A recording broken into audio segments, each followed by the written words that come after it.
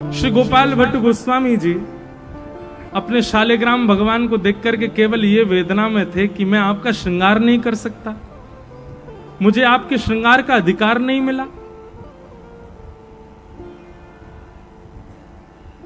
कथा तो बहुत विस्तृत हो जाती है, पर वो हरिराम व्यास जी का पूरा चरित्र है, पर उसमें पद आएगा, झूले रे झूले मेरे गंड की नंदन।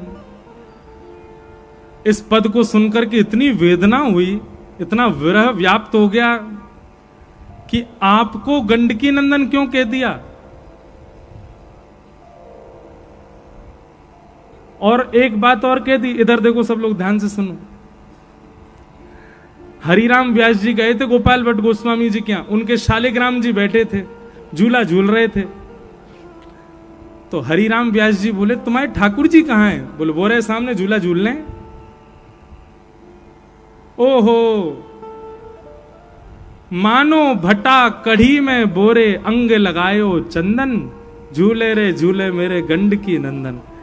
ओ ये तो ऐसे लग रहे हैं जैसे कोई बैगन काट के जो कढ़ी में बोर दियो हो। शालिग्राम भगवान के ऊपर चंदन लगा था ना, बोले मानो भटा कढ़ी में बोरो अंग लगायो चंदन।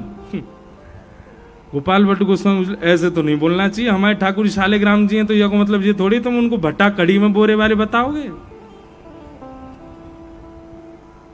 हरिराम व्यास जी की इस बात को सुनकर के जब सब चले गए, गोपाल भट्ट गोस्वामी, उस दिन नरसिंह चतुर्दशी थी, गोपाल भट्ट गोस्वामी बोले आज ही के दिन एक भक्त प्रहलाद के लिए आप खंभ भेदन करके प्रकट हो गए थे, मेरे लिए आप शालिग्राम से प्रकट नहीं हो सकते। और रुदन करते करते विरह वेदना इतनी व्याप्त हो गई, उस विरह वेदना का ये प्रतिफल स्वरूप हुआ। प्रातः काल दूसरे दिन जैसे बुद्ध पूर्णिमा जिसे हम कहते हैं, पूर्णिमा का दिवस आया, और जैसे ही गोपाल भट्ट गोस्वामी जी ने वस्त्र हटा करके देखा तो शालिग्राम जी में से त्रिभंग लली श्री राधा रमन लाल प्रकट होकर के खड़े हो गए। बोलो राधा रमन लाल की।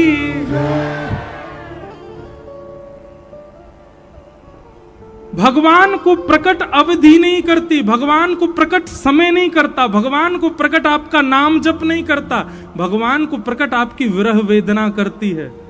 भगवान को प्रकट आपकी आप कितने व्याकुल हो, कितने उत्कंठा में हो, उससे प्रकट होते हैं ठाकुर जी। क्षमा कीजिएगा, हम आप सब लोगों के पास में नाम जप है, हम आप सब लोगों के पास अनुष्ठान है, हम आप सब लोगों के पास सेवा है, हम आप सब लोगों के पास में सब कुछ है, पर विरह नहीं है, उत्कंठा नहीं है, व्याकुलता नहीं है।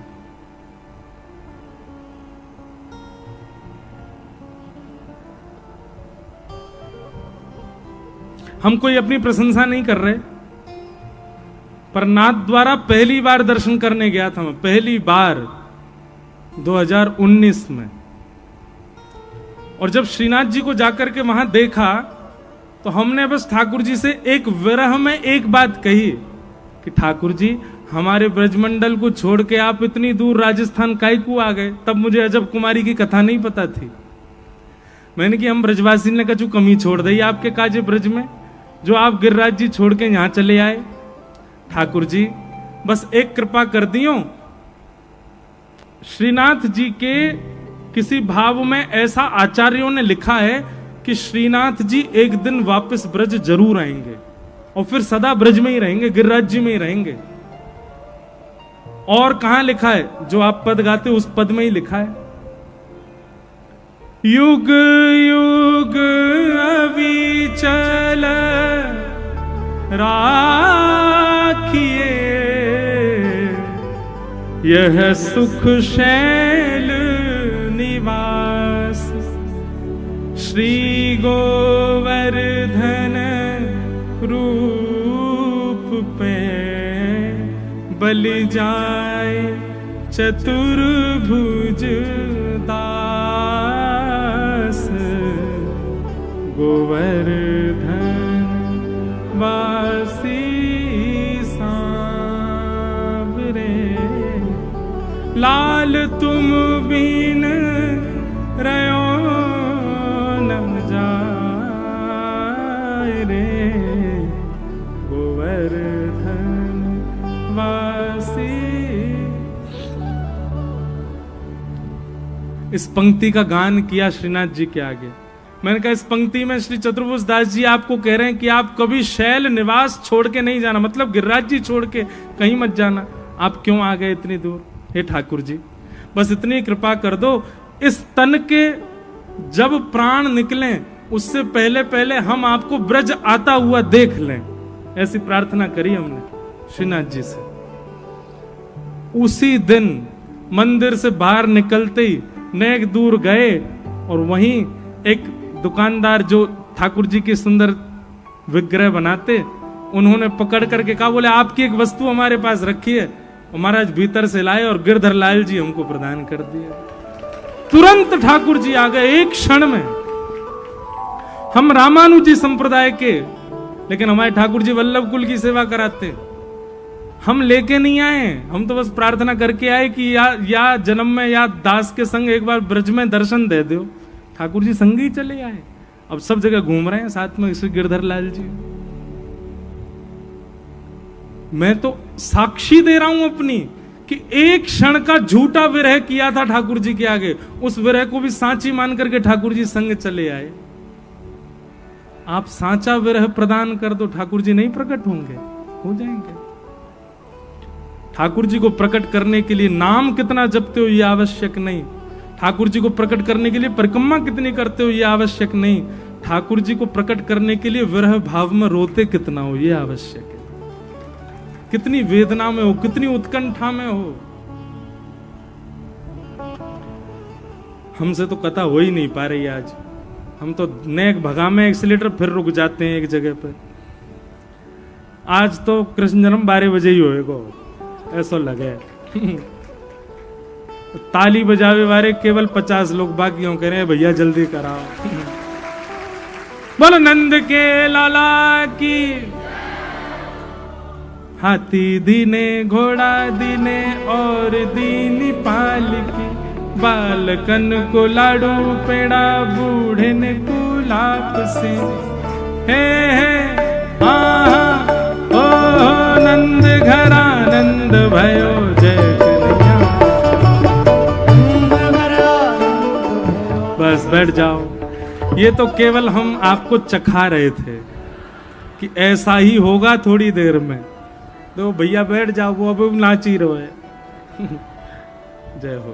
बोले नंद के लाला की। वो नाच रहे हैं, बोले या तो गाओ दोबारा, नहीं तो मैं बैठूंगा नहीं। जय हो। सबके भाव को प्रणाम है। आइए, तो ध्रुव जी महाराज को भगवान ने दर्शन दिया और भगवत दर्शन के बाद ध्रुव जी ने भगवान से कहा कि आप मुझे संग ही ले चलो।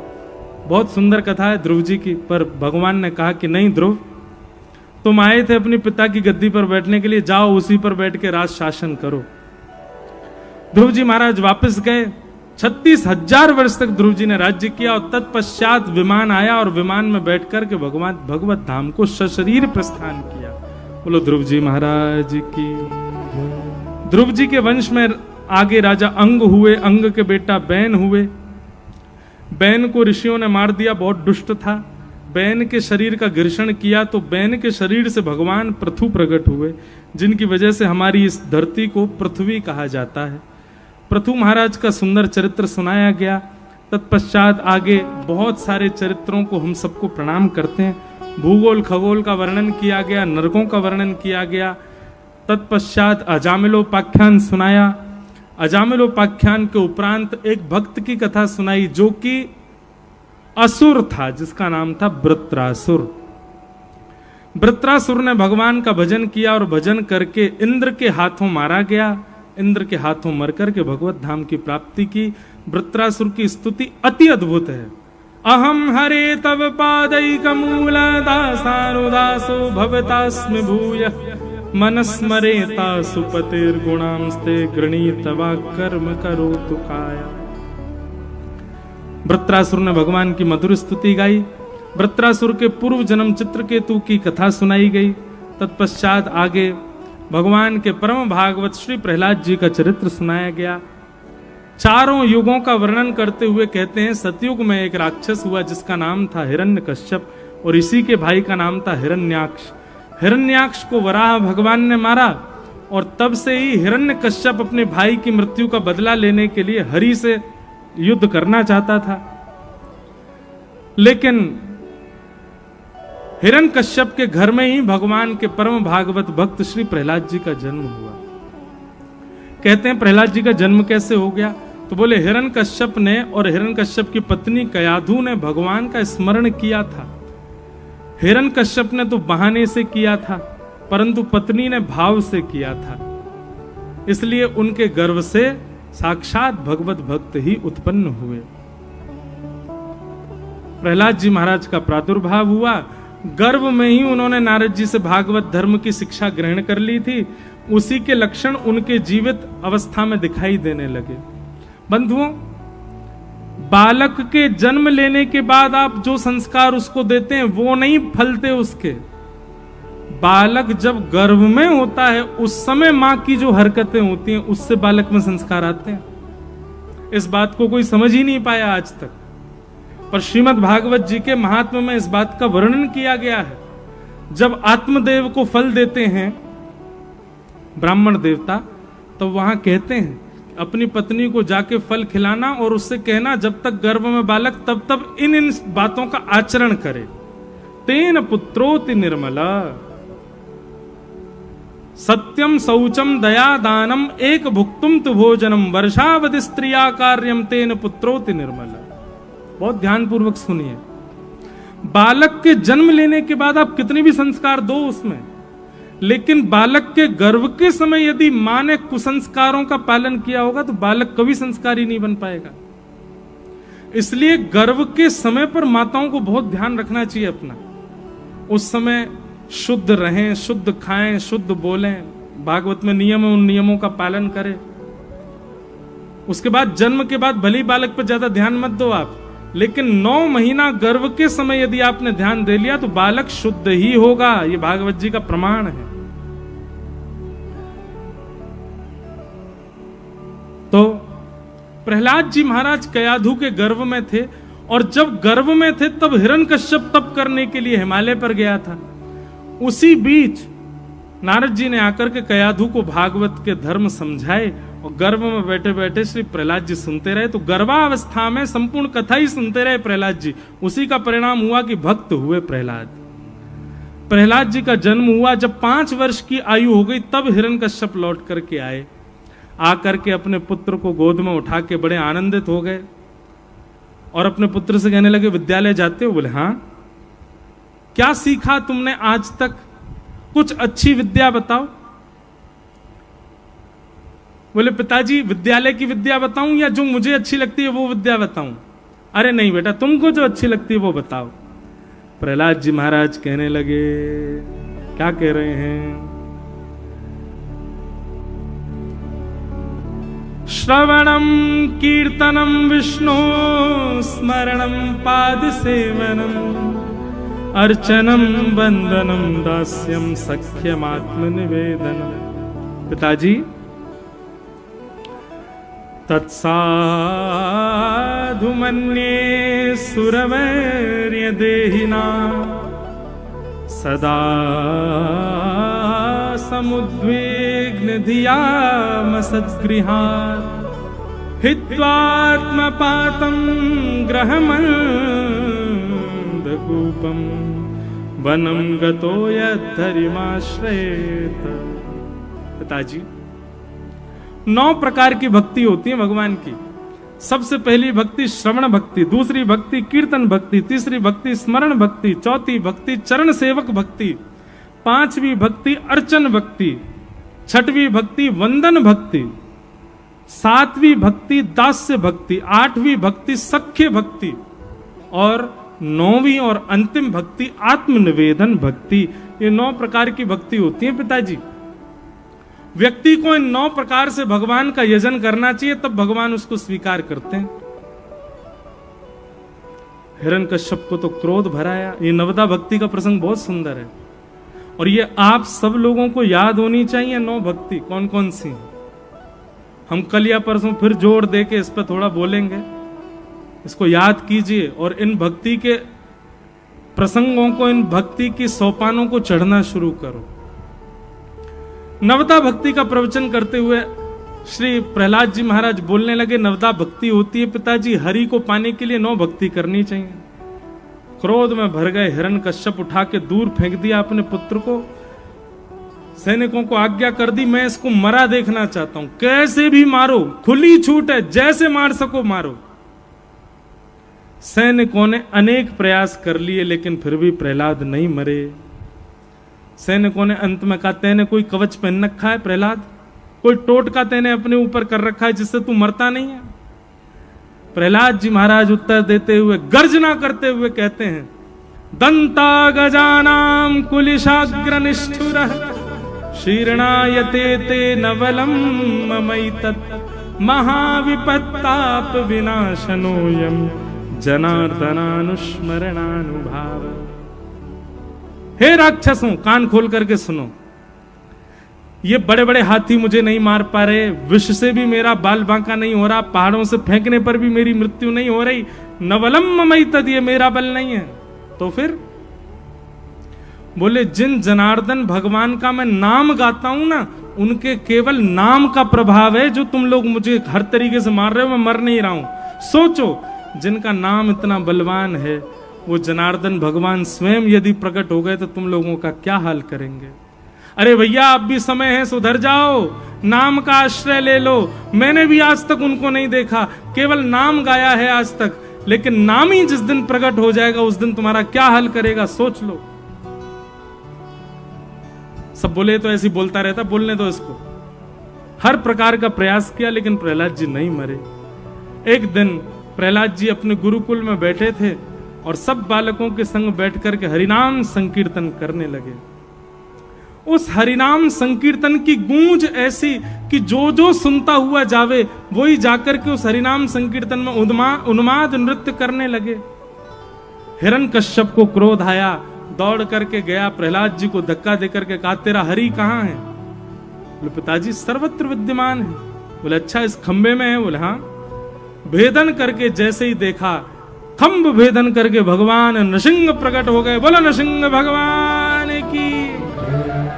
सत्यम विधातुम निज भृत्य भाषितम व्याप्तिम च भूतेष्वखिलेषु चात्मनः अदृश्यतात्यद्भुत रूप मद्वहम स्तंभे सभाया न मृगम न मानुषम। बोलो नृसिंह भगवान की। आज हमारी जिह्वा पे श्री हनुमान जी आ गए हैं और हम दौड़ दौड़ करके प्रसंग कह रहे हैं ताकि हम कृष्ण जन्म आज कर सकें। इसलिए केवल आप प्रसंगों को प्रणाम मात्र ही कर लो। अगर हम इतना भी प्रणाम नहीं करें, कहीं अटक गए यदि बोलने में, तो 12 निश्चित बच जाएंगे। आज भगवान नृसिंह प्रकट हुए और नृसिंह भगवान के प्रकट होते ही हिरण्यकश्यप के साथ युद्ध हुआ। युद्ध करते करते नृसिंह भगवान ने समय काल परिस्थिति सबको ध्यान में रखते हुए गोद में लिया, हिरण्यकश्यप का पेट विदरण करके उसका गोविंदाय नमो नमः कर दिया। सबने आकर के भगवान की स्तुति गाई, लेकिन भगवान का क्रोध शांत नहीं हुआ। लक्ष्मी बोली, क्या हुआ? बोले, भगवान बहुत क्रोध में। बोले, लोगों मैं जाती हूं, मैं स्तुति गाती हूं, पत्नी हूं मैं, मेरा तो रूप देखते ही उनका क्रोध चला जाता है। जैसे ही लक्ष्मी पहुंची, ब्रह्मा आदि देवता सब बाहर ही खड़े थे। कहां है भगवान? भीतर बैठे। अंदर जाएंगी ना मैया, अंदर से बाएं मुड़ जाना और बाएं जाके फिर दाएं मुड़ जाना, वही सामने बैठे हैं ठाकुर जी। लक्ष्मी मैया बोली, अभी जाती हूं। आप भी बेमतलब में सब लोग डरते हैं, अभी जाके मैं अभी ऐसी स्तुति गाऊंगी तुरंत शांत हो जाएंगे। लक्ष्मी मैया भीतर गईं और जैसे ही देखा सिंहासन के ऊपर विशाल विकराल नृसिंह भगवान बैठे हैं, सिंह के समान उनके नेत्र, और महाराज क्रोध में भर करके बैठे हैं, मूंछों पर, हाथों पर और बब्बर शेर की जो दाढ़ी होती है उस दाढ़ी पर हिरण्यकश्यप के पेट से उछला हुआ छींटे जो रक्त के थे वो लगे हुए थे। बड़ा भयावह स्वरूप। लक्ष्मी मैया ने तो एक बार जाकर के देखा, तुरंत ठाकुर जी ने नेत्र उठा करके देखा। भगवान ने तो केवल इतना कहा, इधर आओ। अब शेर तो गरज के ही बोलेगा इधर आओ। जैसे ही कहा इधर आओ, लक्ष्मी मैया तो भागी वहां से। ब्रह्मा जी को जाके बोली, ये नारायण नहीं है, ये परमपिता परमात्मा नहीं है, ये तो कोई और बैठा है। वो तो इतने कोमल हैं, वो तो इतने नाजुक हैं, इतने सरल हैं, इतना प्रिय स्वरूप है उनका। अरे मैं छाया से पैर दबाती हूं, मेरे स्पर्श से भी उनको कष्ट हो जाता है। ये परमात्मा नहीं है। ब्रह्मा जी बोले हम समझ गए आप क्या कहना चाह रही हो, आप जाओ, नहीं हो पाएगा आपसे। अब तो महाराज ब्रह्मा जी सोचने लगे पृथ्वी रसातल में जाएगी जाएगी, भगवान का क्रोध शांत नहीं हो रहा। तभी ब्रह्मा जी ने देखा भगवान किसके लिए आए हैं, प्रहलाद जी दूर खड़े थे खंबे के पीछे हाथ जोड़ करके। नारद जी गए और ब्रह्मा जी गए और प्रहलाद से कहा प्रहलाद तुम्हारे लिए आए, तुम जाके स्तुति करो। छोटे से प्रहलाद जी महाराज भगवान नृसिंह के सामने खड़े हो गए और खड़े होकर के स्तुति गा रहे हैं भगवान की। ब्रह्मादय सुरगुणा मुनयोथ सिद्धा सत्वैकतानमतयो वचसां प्रवाहै नाराधितुं पुरगुणैरधुनापि पिप्रू किं तोष्टुमर्हति समे हरिरुग्रजाते। हे नाथ, अब व्याख्या नहीं करूंगा, बहुत लंबा होगा प्रसंग। प्रहलाद जी महाराज के स्वर सुनते ही भगवान के नेत्र खुले, क्रोध विरोध तो सब भूल गए। भगवान ने तुरंत प्रहलाद को उठा करके अपने अंक में भर लिया, जीभ से चाटने लगे, सिर सहलाने लगे, अपनी गोद में अंक में भर के भगवान के नेत्र सजल हो गए। और भागवत जी में वर्णन है, भगवान नृसिंह कहते हैं प्रहलाद मैंने यदि आने में विलंब किया हो तो मुझे क्षमा कर देना। प्रहलाद जी कहते नहीं भगवान आप ऐसी बात मत करो। भगवान बोले अच्छा प्रहलाद जरा गोदी में बैठो, गोद में बैठा लिया। बोले एक बात बताओ, ब्रह्मा जी डर के भाग गए, शंकर जी डर के भाग गए, लक्ष्मी डर के भाग गई, तुमको मेरे रूप से भय नहीं लगा? मैं तो इतना भयाभय बन के आया हूं, तुमको मेरे रूप से भय क्यों नहीं लग रहा है? प्रहलाद जी का उत्तर इतना अद्भुत। प्रहलाद जी कहते हैं भगवान मैंने आज तक आपको कभी देखा नहीं था, सदैव आपका केवल नाम गाया था, लेकिन मेरी हमेशा ये भावना रहती थी जब भी ठाकुर जी आएंगे उनके रोम रोम का दर्शन करूंगा, और जल्दीबाजी में नहीं, डट डट के दर्शन करूंगा। थोड़ी देर चरण देखूंगा, थोड़ी देर घुटने देखूंगा, थोड़ी देर जंघा देखूंगा, थोड़ी देर उदर देखूंगा, थोड़ी देर वक्ष देखूंगा, फिर अंत में आकर के मुख देखूंगा। सर्वांगीण अंग को अपने भीतर बिठा करके तब आपको देखते देखते प्राण त्याग दूंगा। मेरी तो ऐसी स्थिति थी ठाकुर जी, पर क्या बताऊं, जब से आप आए हैं ना, आपके प्रकट होते ही मैंने आपके चरणों को देखना प्रारंभ किया। इतना समय हो गया मेरे चरणों से ही मन नहीं भर रहा है।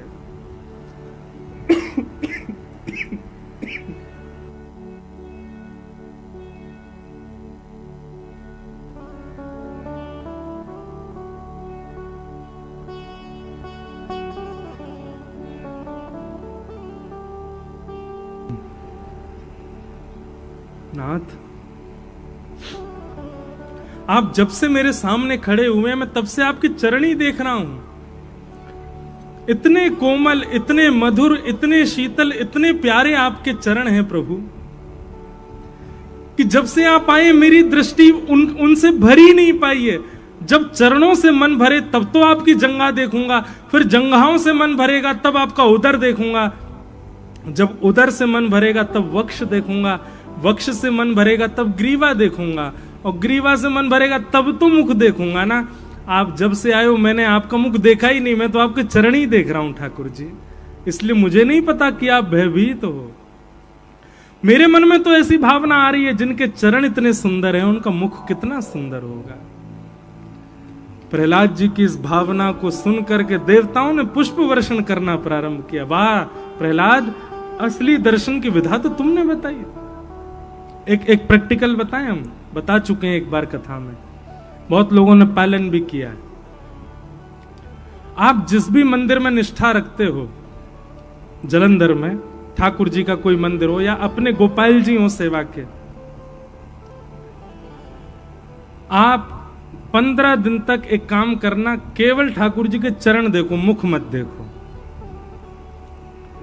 15 दिन तक केवल ठाकुर जी के श्री चरणों का दर्शन करो। भैया, जिन चरणों की महिमा गाते गाते संत जन हार गए, उन चरणों की महिमा आप थोड़ा प्रैक्टिकल नहीं करोगे? करके देखो। 15 दिन तक मुख नहीं देखना, हाथ नहीं देखना, वक्ष नहीं देखना, गर्भ नहीं देख, केवल चरण देखो ठाकुर जी के, चाहे कितने सुंदर बन के खड़े हो जाएं। और याद रखना, जिस दिन आप ये संकल्प लोगे ना कि मैं 15 दिन केवल चरण देखूंगा, उस दिन से ठाकुर जी कुछ ज्यादा ही सुंदर बनेंगे, ताकि आप उनके मुख को देखो, लेकिन आप देखना मत, ऐसे ही जाना, बस चरण ही देखा करना। 15 दिन चरण देखते देखते 16वें दिन आप मुझे याद करेंगे। 16वें दिन आप जब जब नेत्र बंद करोगे, तब तब ठाकुर जी का मुख अपने आप ही दिखेगा। ठाकुर जी खुद आपके चिंतन में आएंगे अपना मुख दिखाने। हमारे बिहारी जी के चरण साल में एक ही बार दिखते हैं, इसीलिए। क्यों? नहीं तो महाराज चरण को गाड़ गाड़ के लोग देख देख के चले गए, जलंधर में जाके नेत्र बंद गए ना, बिहारी जी यहीं दौड़ के आ जाएंगे, क्योंकि चरण जहां जाएंगे वहीं तो स्वरूप रहेगो। इसलिए एक ही दिन दर्शन होते हैं हमारे बिहारी जी के चरणन के। अनेक भाव हैं चरण दर्शन के, पर ठाकुर जी के श्री चरणों का दर्शन ही सबसे पहले करना चाहिए। मंदिर में जाते ही सबसे पहले चरण देखो, उसके बाद जंघा देखो, उसके बाद उदर देखो, फिर वक्ष देखो, फिर ग्रीवा देखो, फिर अंत में जाके मुख देखो। आप इस भांति दर्शन करोगे, उस दर्शन को आप जीवन में कभी नहीं भूल सकते। वो हमेशा याद रहेगा आपको। वस्त्र का वर्ण कैसा था, मालाएं कैसी थी, कुंडल कैसे थे, मुकुट के, सब याद रहेगा आपको। प्रहलाद जी महाराज ने भगवान की स्तुति गाई। अंत में प्रहलाद जी ने, भगवान ने कहा वरदान मांगो ठाकुर जी से। ठाकुर जी ने कहा वरदान मांगो। प्रहलाद जी बोले एक ही वरदान दे दो। बोले क्या? मेरे मन में आपसे कभी कुछ मांगने की इच्छा ही पैदा ना हो, ऐसा वरदान दे दो। और यदि मांगने की इच्छा हो तो केवल आपको मांगने की इच्छा हो और कुछ मांगने की इच्छा ना हो। बोलो भक्त वत्सल भगवान की। प्रहलाद जी महाराज का चरित्र सुनाया गया। आगे गजेंद्र मोक्ष की कथा, देवासुर संग्राम, बामन अवतार की कथा सुनाई गई। बलि राजा पर कृपा करने के लिए भगवान बामन बन करके गए, तीनों लोक हरण करके लाना चाहते थे, पर बलि की भावना ने भगवान बामन को ही हरण कर लिया। बामन भगवान बलि के अधीन हो गए और बलि पर अनुग्रह करके उसी के ही द्वार पर शंख चक्र गदा पद्म धारण करके खड़े हो गए। इस प्रकार बलि के ऊपर भगवान ने कृपा की। आगे प्रसंगों में सुंदर चरित्र सुनाए गए। और अब गंगा अवतरण की कथा, सूर्यवंश के राजाओं की समस्त कथा और लीलाएं सुनाई गई। इसी सूर्यवंश में भगवान श्री राम का प्रादुर्भाव हुआ। हम सूक्ष्म में ही कह रहे हैं। श्रीमद् भागवत में एक श्लोक में पूरी राम कथा भी कही गई, 2 अध्याय में राम कथा भी कही गई। हम प्रभु श्री राम को वंदन कर लें।